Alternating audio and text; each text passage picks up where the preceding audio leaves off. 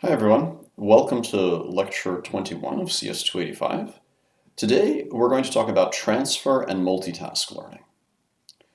Alright, so what's the problem that we're going to talk about? Well, in the exploration lecture we learned about how some reinforcement learning problems are relatively straightforward, whereas others are extremely difficult because in the absence of any prior knowledge, they produce an exploration challenge. They basically require you to take a coordinated sequence of actions before you see any meaningful kind of outcome.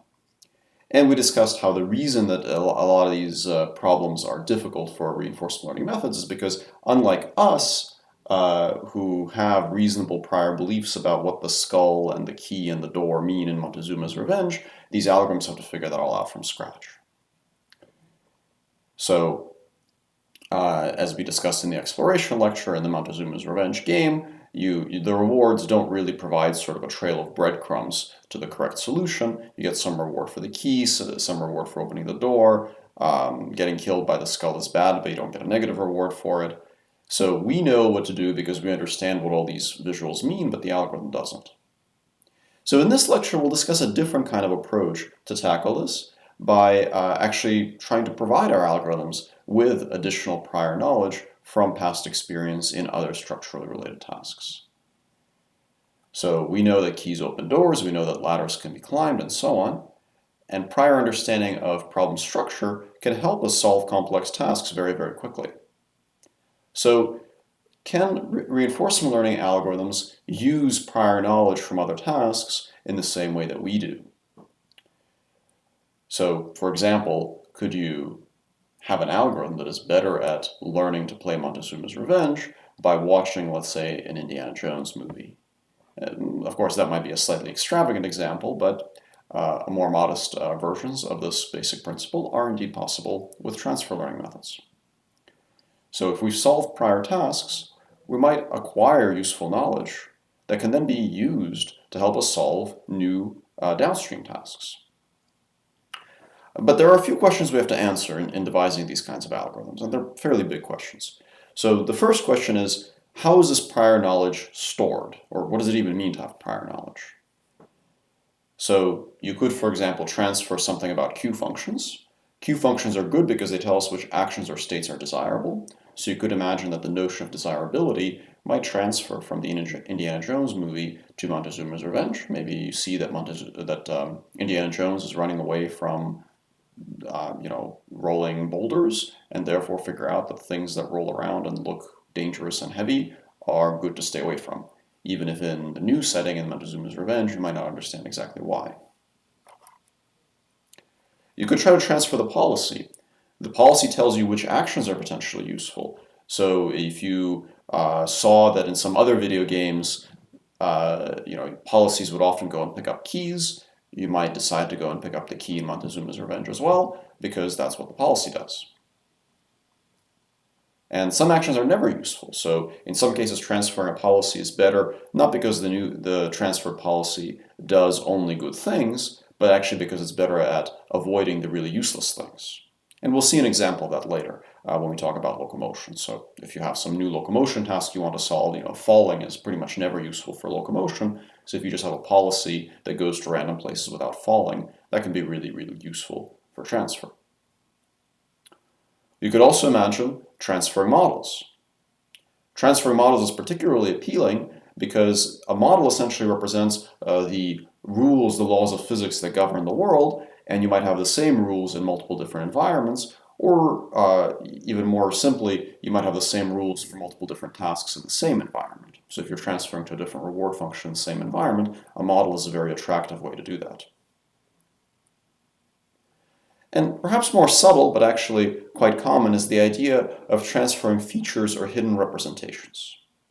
So maybe if you were actually, watching the Indiana Jones movie, maybe it's a little too hard to figure out from just watching the movie, which actions are good and which actions are bad. You don't even know what the actions are, you just see pixels.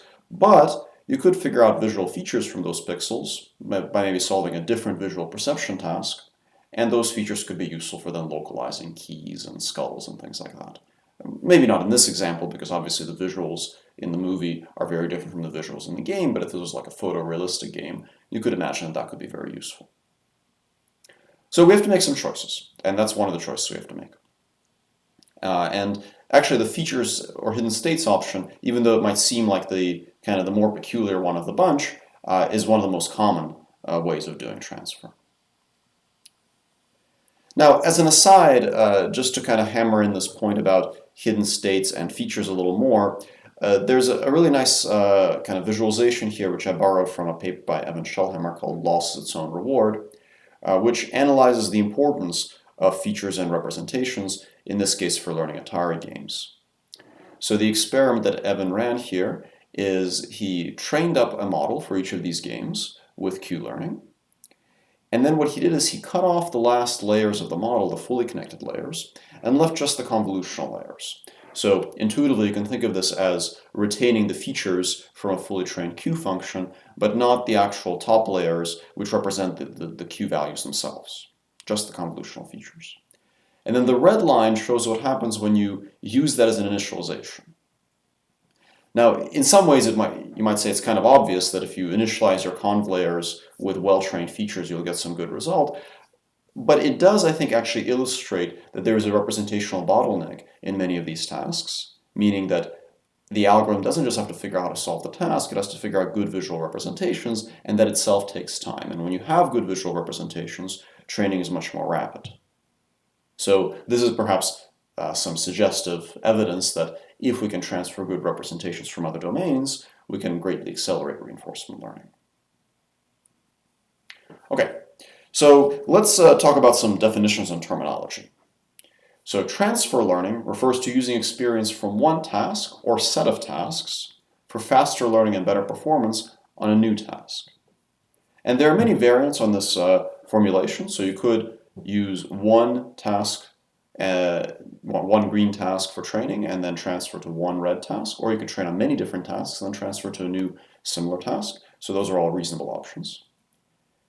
In reinforcement learning, of course, a task is an MDP, so different tasks correspond to different MDPs, but different transfer learning algorithms might also make different assumptions about how those MDPs relate to one another.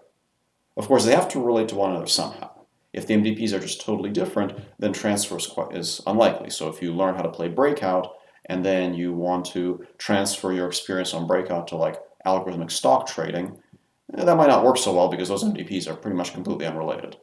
So typically these methods make, implicitly or explicitly, some kind of assumption of structural similarity on these tasks or MDPs, but they tend to be very different for different methods. And we'll touch on these assumptions, especially in cases where the assumptions are easy to formalize and explain. So when we're transferring from one task or set of tasks to a new task, we call the tasks that we're transferring knowledge from, we call them source domains or source tasks. So if we're trying to learn how to play Montezuma's Revenge by watching Indiana Jones, then Indiana Jones is the source domain. The new task is called the target domain. And when we're doing transfer learning, there are different kinds of transfer learning that are often distinguished by the number of shots. So if someone says shot, what they mean is the number of attempts in the target domain.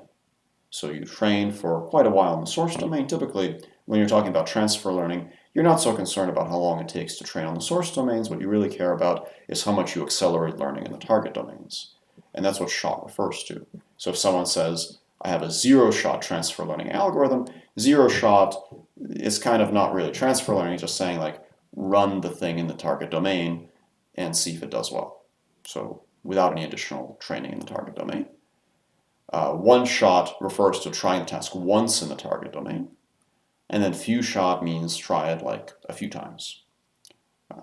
Now, not all transfer learning algorithms are about reducing the number of shots per se. You could have target domains that are so hard that without transfer learning they don't work at all. So they might still take a very large amount of training. Even with transfer learning, they might not be few shot, but the transfer might be the difference between success or failure.